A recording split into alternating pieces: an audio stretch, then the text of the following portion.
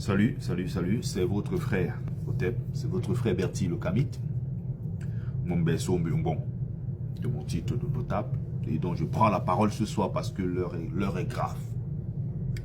Vous avez vu circuler une vidéo d'un jeune Bassa appelant au génocide des Bamileke. Il est important ici de vous rappeler que ce n'est pas la première fois. Pour ceux qui ne sont pas habitués de TikTok, ils sont très surpris, très choqués quand ils entendent cela.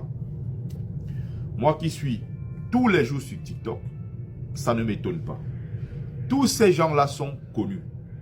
Et certains d'entre eux vont au Cameroun, ils ne sont pas inquiétés. Demandez-vous pourquoi ces gens ne sont pas inquiétés. C'est justement parce que derrière, le régime a tout intérêt à ce que les Bamileke soient discrédités, à ce que le MRC soit discrédité, à ce que, n'est-ce pas, Maurice Kamto soit discrédité, parce que c'est le candidat le plus sérieux qui menace leur pouvoir, qui est un pouvoir tribal.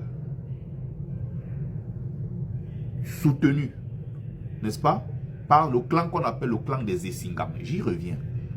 On va commencer par le commencement, parce que quand on parle de l'action, de l'acte posé qui est inacceptable par ces jeunes, d'ailleurs, la plupart du temps, c'est des beaux ailleurs. C'est-à-dire que tu pars de ton pays parce que tu fuis le régime qui t'a tout refusé. Tu arrives en Europe, au lieu de t'en prendre au régime, tu t'en prends plutôt à une tribu qui est, elle aussi, victime de ce même régime, de ce même système. Donc, on va aller dans l'ordre. Commençons par le commencement. Le pouvoir en place est un pouvoir purement tribaliste. Il faut l'expliquer. C'est documenté dans des tonnes de livres. J'ai déjà eu à vous faire des directs là-dessus pour expliquer les choses. Il y a une nébuleuse, un laboratoire de la haine, un laboratoire surpuissant et dangereux au Cameroun qui s'appelle le clan des Essingam. Ceux qui ne connaissent pas ce clan-là sont complètement hors course, ne peuvent même pas comprendre les réalités, ne peuvent même pas... Les petits qui viennent sur la toile, ils crient et tout. Ils ne sont que des détaillants. Les vrais grossistes de cette haine tribale anti-Bamileke sont installés à l'intérieur du clan des Essingam, portés par les gens comme les fameux Ndongo, les Grégoire Oona. À une époque, il y avait beaucoup à l'intérieur, ils sont encore là. Les Joseph Oona qui est mort récemment. Et tous ces gens-là qui ont... Il y a un laboratoire derrière de la haine qui pense cela. Et maintenant, on finance les jeunes désœuvrés, on prend à gauche, à droite, on leur achète des téléphones, 4, 5, 6 téléphones, ils sont assis chez eux. Ils répandent la haine sur les réseaux sociaux, ils ont créé des faux profils, ils ont des ordinateurs, ils sont payés. Il y a des vidéos, des audios qui circulent de ces jeunes-là qui ont témoigné. Payés ici par qui? Par les gens du régime. Donc, commençons par le commencement. Dans ce pays-là, il y a des hommes politiques de haut vol, de très haut niveau, qui ont tenu des propos publics sur le peuple bamileke en disant que vous ne pouvez jamais arriver au pouvoir. Amadou Ali, ministre de la Justice, a dit qu'un Bamileke ne pouvait pas prendre le pouvoir au Cameroun. Joseph Oona, ministre de la République, il disait un Bamileke a étudié. Jamais. Et les hommes politiques, ils sont nombreux à avoir tenu ce discours. Vous allez au niveau des intellectuels. Il y a des intellectuels qui ont pensé cela avec le néofascisme de Mono Ndiana. Vous avez un autre qui s'appelle Eno Meyemese. Ils sont nombreux, ils sont connus, ils sont sur la place publique. Vous avez les Dieudonné, ils s'en battent tous les jours. Vous avez les Libilo, ils sont nombreux qui répandent cette haine anti-Bamileke au quotidien sur les réseaux sociaux, sur les plateaux de télévision. Ils ne sont pas inquiétés. Il faut savoir qu'il y a une volonté du régime derrière. Vous avez la chaîne de télévision nationale CRTV. Cette même CRTV qui, n'est-ce pas, vit de l'argent du contribuable camerounais, pendant de très longues années, a diffusé des émissions télé où on se moquait des Bamileke. L'un des illustres d'ailleurs s'appelle Jean-Michel Cancan, de son vrai nom Afana Dieudonné, qui a passé son temps à répandre, à se moquer, à mettre en scène le Bamileke villageois, le Bamileke loufoque. Ça faisait rire les gens. Financé avec l'argent du gouvernement camerounais. C'est-à-dire que toi, Bamileke, tu finances, on se sert de ton propre argent pour répandre la haine contre ta communauté. Au programme scolaire, on avait des livres, souvenez-vous de l'histoire de Wamakoul. Au programme scolaire, l'argent du contribuable financé par les Camerounais. On se sert de ce livre au programme pour stigmatiser, marginaliser la communauté Bamileke. Donc, on vient parler de ce jeune Bassa aujourd'hui qui a fait ce truc pour dire oui, il faut génocider tous les Bamileke pour que le Cameroun soit en paix. Mais c'est un détaillant. Il faut commencer par le sommet, par la nébuleuse qui est derrière. Et descendre au fur et à mesure pour arriver sur ces petits désœuvrés. Un Bozailleur qui avait faim, qui a fui son pays, et aujourd'hui qui tient ce genre de discours. C'est très très choquant. Donc, très très choquant ce genre de choses. Donc écoutons. Donc ces gens-là sont connus sur TikTok. Que ce soit Mode United, d'ailleurs c'est sur sa page que ce jeune homme est venu s'exprimer, que ce soit Berceau d'Afrique, que ce soit Soaranzout, que ce soit Général Bangando, que ce soit Afana Dieudonné, docteur Afana, que ce soit Diamant Brut, ou c'est Diamant Noir, mais que ce soit Pati Eba, mais ils sont nombreux comme ça sur TikTok. Tous les jours, ils organisent des lives où ils appellent à détruire les villages Bamileke, à détruire les foyers Bamileke, à génocider les Bamileke et tout ça. Aujourd'hui, les gens font comme s'ils sont choqués. C'est devant nous depuis des décennies et des décennies. L'histoire de chacun son Bamileke, ça a existé dans ce pays où l'État était complice et disait aux gens, allez les chercher à Bakossi, à Tombel.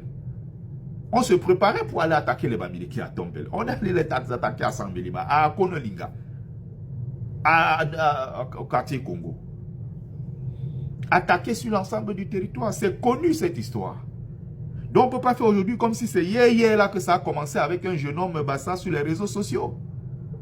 Donc je commence par le commencement. Et donc tous ceux-là qui font l'erreur de s'aventurer sur ce territoire-là, sur ce terrain-là, qu'ils savent qu'ils seront traqués. Parce qu'il n'y a absolument aucune chance que dans l'histoire de notre pays que cela se répète. Il y a eu plus d'1 million de morts Bamileke. Et donc toi, fils Bamileke, qui participe à ce genre de choses, qui voit et qui ne dit rien, parce que ce qui t'intéresse c'est tes quincailleries, ce qui t'intéresse c'est ton bain, c'est tes tomates que tu vends. Toi qui participes à ça parce que tu veux un poste dans le RDPC, qui voit sans rien dire, sachez que le moment venu devant l'histoire, vous allez payer. Et que tous ceux-là qui sont en train de s'organiser et qui pensent qu'ils vont venir trouver les Bamileke, qui sont des manchots qui ne savent jamais réagir, vous vous trompez. Nous, en tant que Bamileke, et je parle ici en tant que Mumbe Sombungo, une voix portée par les ancêtres. Les ancêtres méritants sont derrière. Ce sont eux qui parlent, ce n'est pas moi. Les ancêtres méritants sont derrière, ils font le travail. Donc nous sommes très sérieux dans ce que nous sommes en train de faire. Il n'y a plus absolument aucune chance que dans l'histoire de notre pays, que les Bamileke soient massacrés comme on a vu. Ça n'aura plus jamais lieu. Une façon de vous dire que nous sommes prêts. On ne va jamais appeler qui que ce soit à se lever contre quelqu'un, contre une tribu ou quoi que ce soit. Jamais. Mais nous avons l'obligation, si l'État ne nous protège pas, comme il ne l'a jamais d'ailleurs fait, de réagir en tant que peuple. Et je le dis ici en tant que Mumbe Sombungo. Je m'appelle Sikadi Bertrand. Il faut que les choses soient claires. On ne peut pas laisser humilier nos mamans dans les marchés tous les jours. On ne peut pas laisser qu'on nous humilie de cette façon. À gauche, à droite, toujours le même nom, le bouc émissaire. Toujours le peuple Bamileke. Exclu, marginalisé. On fuit même le Cameroun. On essaye de s'en sortir, même en diaspora. Même ici, ils essayent de nous chercher. On revient au Cameroun. Ils arrêtent à l'aéroport. Ils confisquent. Ils refusent les passeports. Et tout ce qu'il y a comme marginalisation dans ce pays, tout cela est préparé au plus haut sommet. Et nous n'allons pas l'accepter. Donc, tous ceux qui s'aventurent sur ce terrain-là seront traqués. Ce jeune homme-là, peut-être servira d'exemple. On va le retrouver. Il y a des plaintes qui sont en train d'être déposées. Pas seulement lui, hein, ils sont nombreux là qui vont recevoir les plaintes bientôt pour appel au génocide. Nous ne sommes pas en train de rigoler. Et donc un enfant Bamileke qui n'a pas pris conscience de cela, qui se lève le matin, qui ne dit pas merci à ses ancêtres. Il ne dit pas merci à ses ancêtres, il est maudit. Ceux-là seront frappés le moment venu. Parce que nous venons de très loin. Et quand je parle de génocide ici, ce n'est pas que le génocide physique. Il y a le génocide culturel qui est mis en branle depuis contre notre peuple. Il y a le génocide linguistique qui est mis en branle contre notre peuple. Le génocide spirituel. Tous ces types-là de génocide contre un seul peuple. Parce qu'ils veulent nous voir disparaître. Donc, Pour conclure, tous ceux qui vont sur ce terrain-là, n'est-ce pas, seront inquiétés. Ils seront attrapés, ils seront jugés. Et nous n'allons plus jamais, je dis bien, nous n'allons pas tolérer ce genre de choses. Ce n'est pas possible. Donc je voulais passer le message ici. On dit que un château ne peut pas s'écrouler, une civilisation ne peut pas s'effondrer si elle n'est pas rongée elle-même de l'intérieur. Ça veut dire que dans ce qui arrive là, il y a nos propres enfants qui sont en train de mendier parce qu'ils veulent les postes au RDPC. Il y a nos chefs traditionnels, il y a nos autorités traditionnelles, il y a nos intellectuels. Il y a tous ces gens-là, nos opérateurs économiques. Il y a tous ces gens-là, même nos influenceurs. Tous sont dans la danse. Donc tout cela n'arrive pas pour rien. Il fut une époque où les Bamileke essayaient un peu. Et même ces organisations-là, les luttes que nous avons menées en tant que peuple, n'est-ce pas, pour essayer de revendiquer notre petite part dans le gâteau national. Ces luttes-là ont été portées par les enfants Bamileke. Ils sont allés vendre ça à Yaoundé contre les intérêts de notre peuple. Et ces gens-là sont connus. Ils sont connus. Donc la nouvelle génération ne va pas rigoler avec vous quand il s'agit de nos intérêts et de la survie de notre peuple. On ne va pas rigoler avec cela.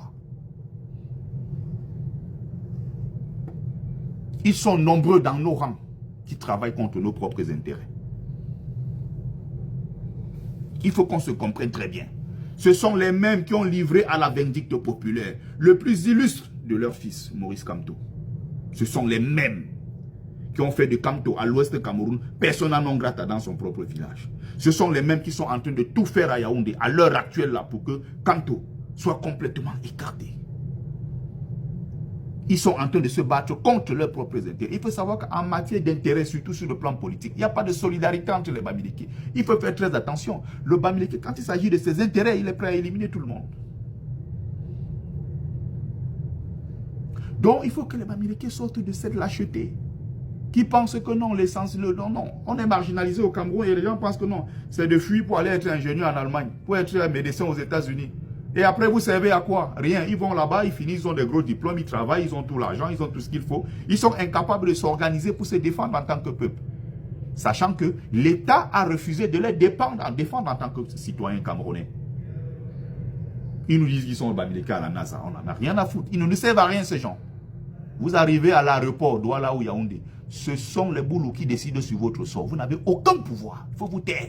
Et arrêtez de nous distraire avec des histoires d'un Bamileke général ou c'est officier dans l'armée anglaise. Ça ne nous intéresse pas.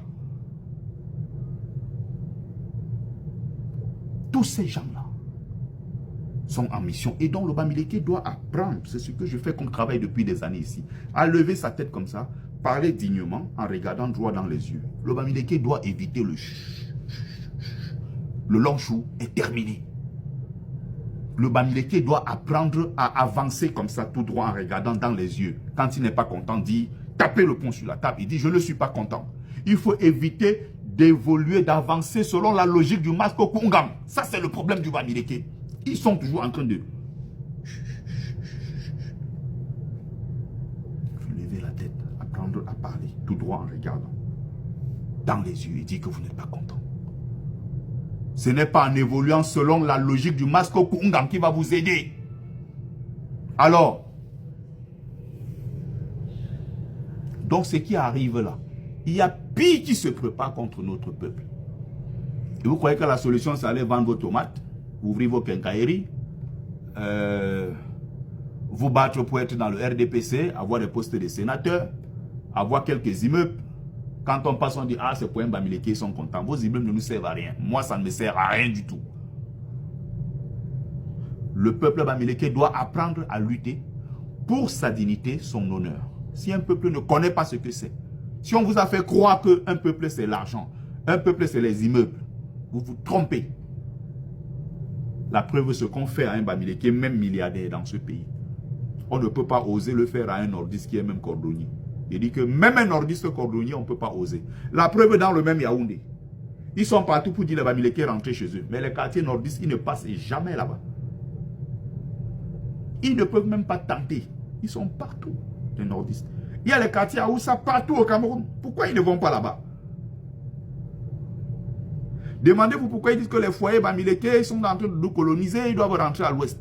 Pourquoi ils ne vont pas dans les quartiers? Je ne parle pas, le foyer c'est une seule maison. Mais je parle des quartiers entiers qui sont des quartiers à Oussa partout. Pourquoi ils ne vont jamais là-bas? Parce qu'ils savent ce qui les attend. Les nordistes ne rigolent pas. Tu n'es pas capable de te battre pour ton honneur et la dignité de ta communauté. Tu es nullissime. Tu peux travailler à la NASA, ça ne nous intéresse pas. Donc c'était le message que Moumbe Sombong voulait porter ce soir, en appelant encore la paix et la bénédiction à tous. Et que ce pays-là, les choses se passent bien. C'est ce que nous souhaitons pour notre Cameroun. Personne ne veut voir un ami, un frère, un membre de sa famille dans des situations difficiles où le corps des morceaux déchiquetés à gauche, à droite. Ce n'est pas beau. Ce qui s'est passé au Rwanda doit nous enseigner. Ce qui s'est passé au Burundi doit nous enseigner. Ce qui s'est passé dans tous ces pays-là, ça doit nous enseigner. Le Cameroun est un beau pays. Je pense que c'est plutôt nous les Camerounais qui ne méritons pas ce pays. Nous devons nous battre. C'est le plus beau pays au monde. Et si nous nous mettons ensemble, si nous conjuguons, n'est-ce pas, tous ces talents, si nous mettons tous ces talents-là ensemble, le Cameroun va décoller très rapidement. Je le dis tous les jours. On a besoin de 10 ans. En 10 ans seulement, on sera sur le toit de l'Afrique. Je suis confiant parce que je sais que ce peuple-là est talentueux dans tous les domaines. Alors il faut sortir de cette haine-là et ouvrir la porte à tout le monde.